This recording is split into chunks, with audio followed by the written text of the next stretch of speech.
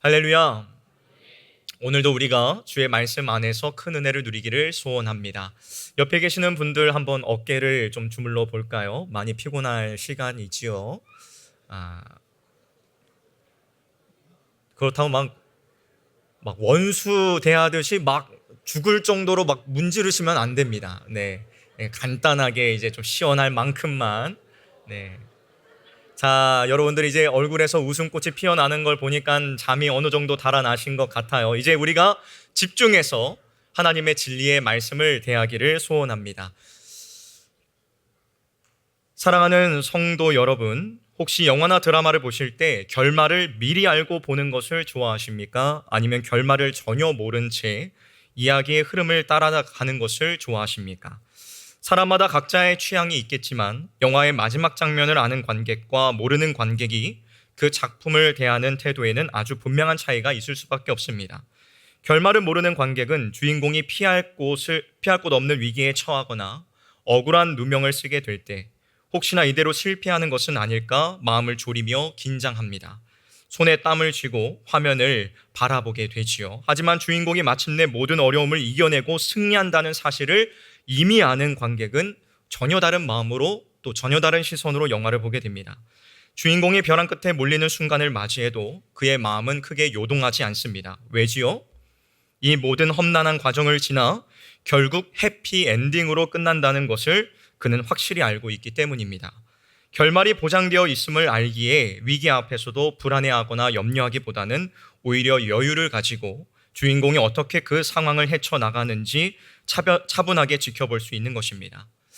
우리가 살아가는 이 일상도 한편의 영화와 참 많이 닮아 있습니다. 삶의 여정 속에서 우리는 뜻하지 않는 질병을 만나기도 하고 생각지 못했던 경제적인 어려움들이나 가족과 이웃 간의 갈등이라는 무거운 짐을 마주하기도 합니다. 이처럼 차가운 현실이 찾아올 때에 우리는 쉽게 염려에 빠지게 되지요. 당장 눈앞에 놓인 문제의 장벽이 너무나 높게 보여서 지금 내가 겪고 있는 이 캄캄한 현실이 내 인생의 전부인 것처럼 여기기도 합니다. 당장 내일의 결과가 어떻게 끝날지 알지 못하기에 작은 바람에도 이리저리 흔들리는 것이 우리의 연약한 모습이라는 것이지요. 그러나 성경은 성도의 삶이 이처럼 불안하고 허무한 미완성으로 끝나지 않는다고 분명히 말씀하고 있습니다. 오히려 하나님 안에서 가장 영광스러운 승리로 확정되어 있다고 선포하고 있지요. 오늘 우리가 함께 읽은 이 본문의 말씀은 우리가 걷는 이 여정이 마침내 어떠한 결말을 맺게 될지를 밝히 보여주고 있습니다. 오늘 이 시간 우리가 마주하는 수많은 인생의 위기 속에서도 우리의 삶을 붙들고 이끌어 가시는 분이 과연 누구이신지를 함께 살펴보기를 주님의 이름으로 축원합니다. 말씀을 듣는 중에 우리의 마음을 억누르고 있던 모든 불안과 염려가 떠나가고 하나님께서 주시는 참된 평안과 위로를 경험하는 귀하고 복된 시간이 되기를 주님의 이름으로 축복합니다. 먼저 첫 번째로 우리는 누가 우리를 위하시는지를 분명하게 알아야 됩니다. 우리가 세상을 살아가면서 마주하게 되는 두려움을 이겨내기 위해서는 내 편이 되어주시는 분이 누구인지 아는 것이 무엇보다 중요합니다. 바울은 로마서 8장 앞부분에서 하나님께서 우리를 미리 아시고 택하시고 부르시고 의롭다 하시고 영화롭게 하시는 구원의 모든 과정에 대해서 설명했습니다. 그리고 오늘 본문인 로마서 8장 31절에서 이렇게 묻고 있지요. 그런즉 이 일에 대하여 우리가 무슨 말 하리요? 만일 하나님이 우리를 위하시면 누가 우리를 대적하리요? 여러분, 바울이 말하고 있는 이 우리를 위하시는 분은 과연 어떠한 분이십니까? 구약의 시편 기자는 118편 6절에서 이렇게 말하고 있습니다. 여호와는 내 편이시라. 내가 두려워하지 아니하리니 사람이 내게 어찌할까? 우리의 편이 되어주시는 분은 세상에서 조금 힘을 가진 권력자 정도가 아니라 온 우주 만물을 말씀으로 창조하시고 지금도 모든 역사를 친히 주관하시는 전능하신 하나님이십니다. 믿으십니까? 하나님이 내 편이시라는 이 놀라운 사실을 잊어버리는 순간 우리는 원수들 앞에서 두려움에 떨 수밖에 없지만 그분이 나를 돕고 계심을 확신할 때에 우리 안에 있는 모든 두려움은 사라지게 되어 있습니다. 그렇다면 전능하신 하나님께서 우리를 위하신다는 사실, 우리의 편이 되어주신다는 사실을 우리는 어떻게 확신할 수 있습니까? 눈에 보이지 않는 하나님이 내 편이라는 가장 확실한 증거는 바로 십자가입니다. 바울은 로마서 8장 32절에 이렇게 증언합니다. 우리 함께 읽어볼까요? 32절 말씀을. 시작. 자기 아들을 아끼지 아니하시고 우리 모든 사람을 위하여 내주신 이가 어찌 그 아들과 함께 모든 것을 우리에게 주시지 아니하겠느냐. 아멘. 하나님께서는 죄와 사망으로 인하여, 죄와 허물로 인하여 죽었던 우리를 살리시기 위하여 가장 귀한 독생자 예수 그리스도를 아끼지 않고 내어주셨습니다. 여러분, 우리가 사도신경을 고백할 때 뭐라고 고백하지요? 그 외아들 우리 주 예수 그리스도를 믿사오니. 왜 여기에서 그 외아들이라는 말을 했을까요? 하나님의 유일한 아들로서 그만큼 가장 소중한 것을 우리에게 내어주셨다라는 사실을 알려주기 위해서 그 외아들이라는 고백을 하고 있는 것입니다. 아들의 생명은 우리를 향한 은혜의 마지막 카드와도 같습니다. 자신의 생명보다 귀한 아들을 기꺼이 내어주셨다는 것은 우리를 향한 하나님의 지지가 얼마나 확고한지를 보여줍니다. 은혜의 전부와도 같은 이 아들을 주신 하나님께서 자녀된 우리에게 무엇을 아까워하시겠습니까?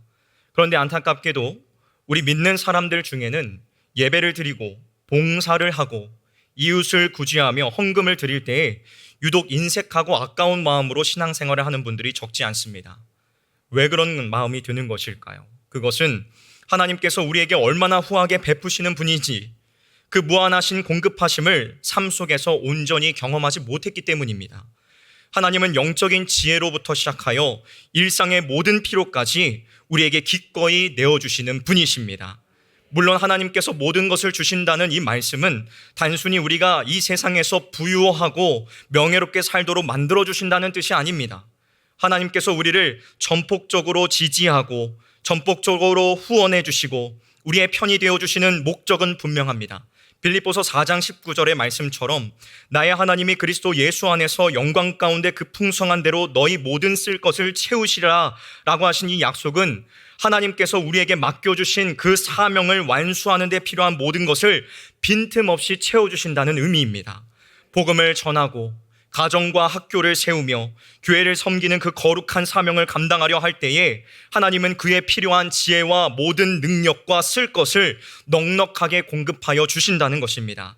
사랑하는 성실의 성도 여러분, 세상의 파도가 밀려오고 삶의 무게가 버겁게 느껴질 때마다 누가 우리를 위하시는지를 기억하십시오.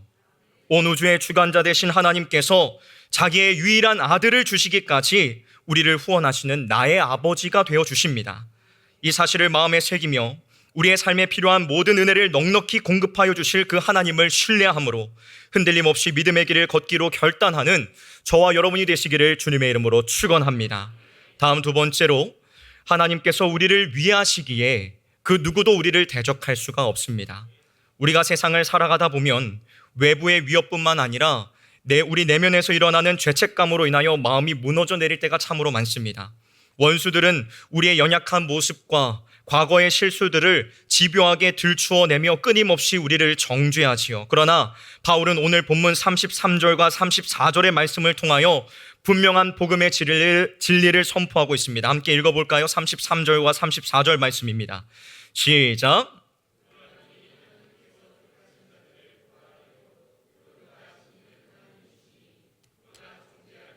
죽으실 뿐 아니라 다시 살아나신 이는 그리스도 예수시니 그는 하나님 우편에 계신 자요 우리를 위하여 간구하시는 자신이라.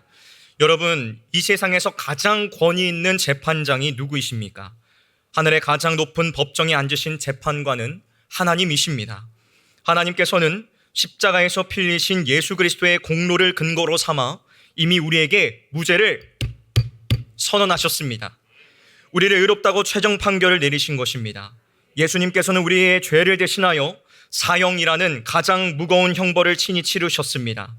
예수님의 십자가의 죽음으로 말미암아 우리의 모든 죄값이 지불되었기에 최고의 법정에서 하나님이 선언하신 이 무죄 판결을 번복할 수 있는 그 상위의 법원은 이 세상에 존재하지 않습니다.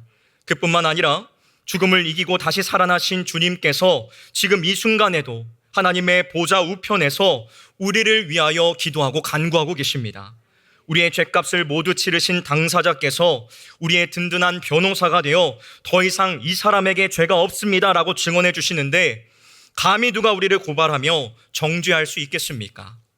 스코틀랜드에서 복음을 전했던 종교개혁자 존 녹스는 진리를 전한다는 이유로 여러 핍박을 받았습니다. 생명의 위협 앞에서도 그는 결코 물러서지 않았고 오히려 이렇게 담대히 고백했지요. 하나님과 함께하는 그 한 사람이 바로 다수입니다. 온 세상이 연합하여 자신을 향해 고발할지라도 최고의 재판장 되신 하나님께서 자신을 의롭다 하셨음을 굳게 믿었기에 그 어떠한 위협과 어려움 앞에서도 그는 담대할 수 있었던 것입니다. 주 안에서 사랑하는 성실의 성도 여러분, 오늘 우리의 삶에도 이와 같은 분명한 믿음이 있기를 주님의 이름으로 축원합니다. 오늘날 우리 마음을 흔드는 대적은 무엇입니까? 여러분의 마음을 흔드는 대적은 무엇인가요?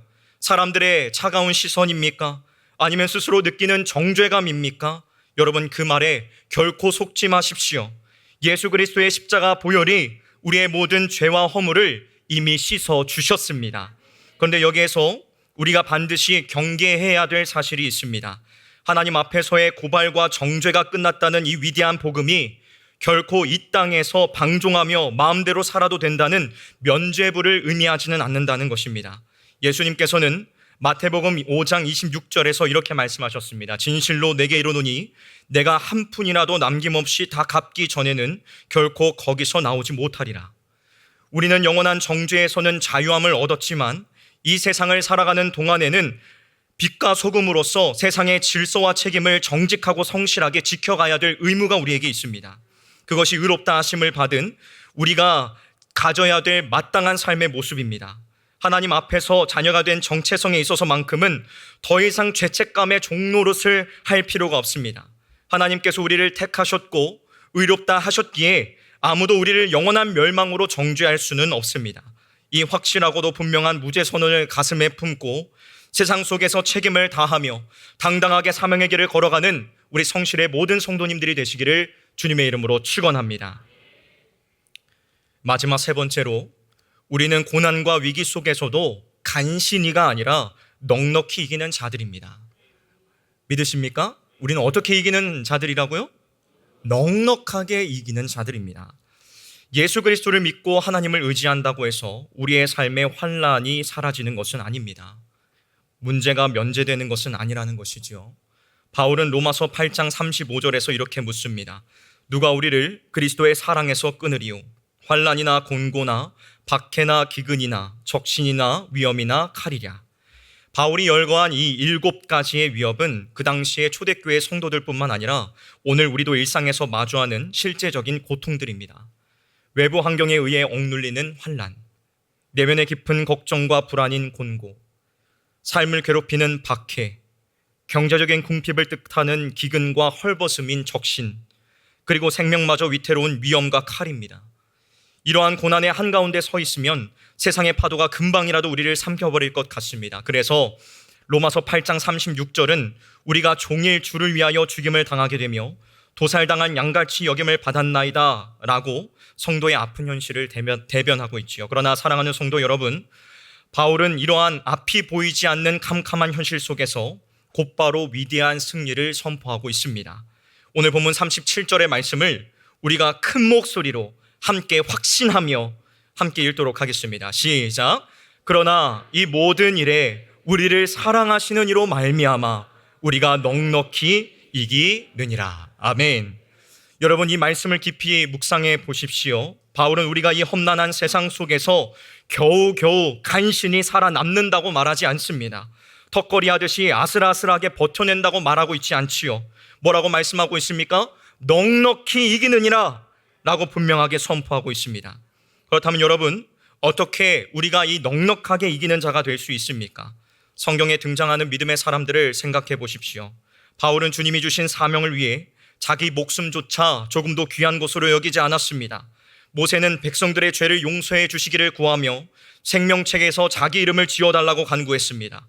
다윗은 하나님의 사랑이 자기 생명보다 낫다고 고백했습니다. 이들은 하나님을 진심으로 사랑했고 그 사랑은 죽음보다 강했습니다. 그러나 여러분, 우리가 이 세상의 위협을 이길 수 있는 궁극적인 이유는 우리가 하나님을 뜨겁게 사랑하기 때문이 아닙니다. 우리의 결심이나 사랑은 상황에 따라 수시로 흔들리고 변합니다. 바울이 밝힌 승리의 유일한 이유는 우리를 사랑하시는 이로 말미암아입니다. 나의 연약한 사랑이 아니라 나를 붙드시는 하나님의 그 변함없고 집요한 사랑 때문에 우리는 압도적으로 이기는 것입니다. 바울은 이 사랑이 얼마나 견고한지 본문 38절과 39절을 통하여 확신에 차서 고백합니다. 우리 함께 38절과 39절을 읽어볼까요? 시작. 내가 확신하노니 사망이나 생명이나 천사들이나 권세자들이나 현재일이나 장래일이나 능력이나 높음이나 깊음이나 다른 어떤 피조물이라도 우리를 우리 주 그리스도 예수 안에 있는 하나님의 사랑에서 끊을 수 없으리라. 아멘. 그렇습니다. 여러분, 이 세상의 그 어떠한 것도 우리를 하나님의 사랑에서 떼어놓을 수 없습니다. 사망의 두려움도 이 사랑을 종결짓지 못합니다. 오히려 우리가 모든 것이 평안하고 배부를 때 찾아오는 안락함이 우리를 하나님에게서 멀어지게 유혹할지라도 하나님의 사랑은 우리를 세상에 영원한 가치로 붙들어 주십니다. 영적인 존재인 천사들이나 세상의 권세자들도 답답한 현재의 일이나 소망이 보이지 않는 장래의 일도 그 사랑을 회방할 수 없습니다. 십자가에서 확증된 하나님의 사랑은 그 모든 것을 뛰어넘어 우리의 삶을 단단히 감싸주고 있습니다. 창조주 하나님의 사랑보다 강하고 깊은 것은 이 세상에 존재하지 않습니다.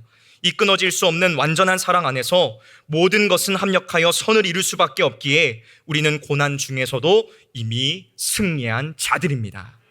주 안에서 사랑하는 성실의 성도 여러분, 지금 삶의 문제로 인하여 깊은 탄식 가운데 계십니까? 하루하루 버티는 것조차 힘에 겨우십니까?